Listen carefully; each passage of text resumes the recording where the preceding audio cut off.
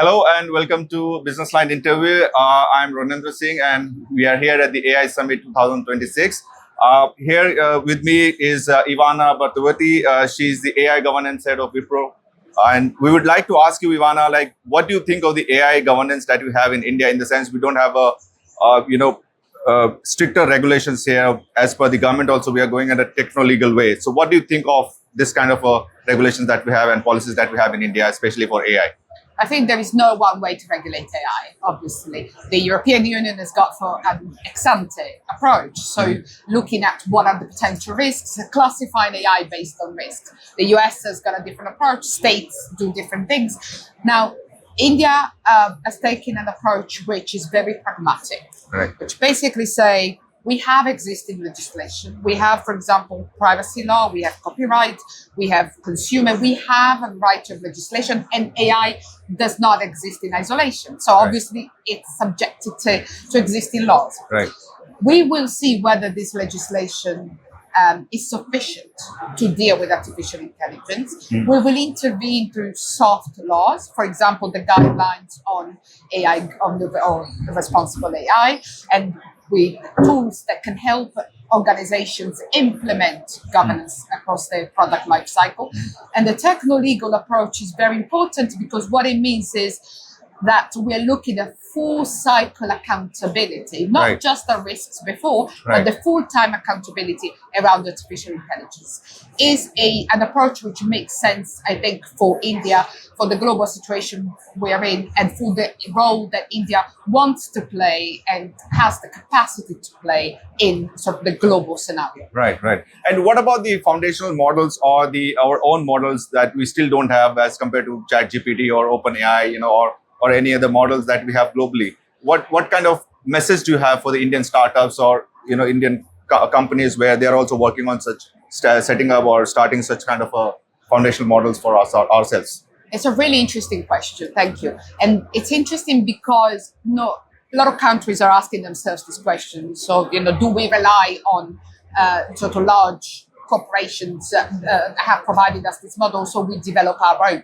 Right. Now, my suggestion from what I see is that there are three things that are very important. First Right. is being open to these global companies, as India is doing. Right. I'm looking at the investment across the wide supply chain, that AI supply chain that are happening in India.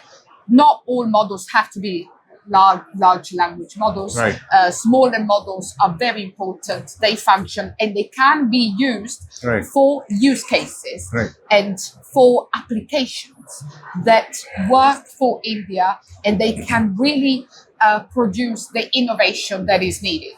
Right. It's not just about capability, it's Right. about deployment at scale. Right. So I would really suggest working onto this sort of these applications, and I would suggest really continuing to work on systems that enable to bring your own languages, Right. your own cultures, Right. your own ethical norms Right. within this system, so they can really be deployed at scale in India. Right, right.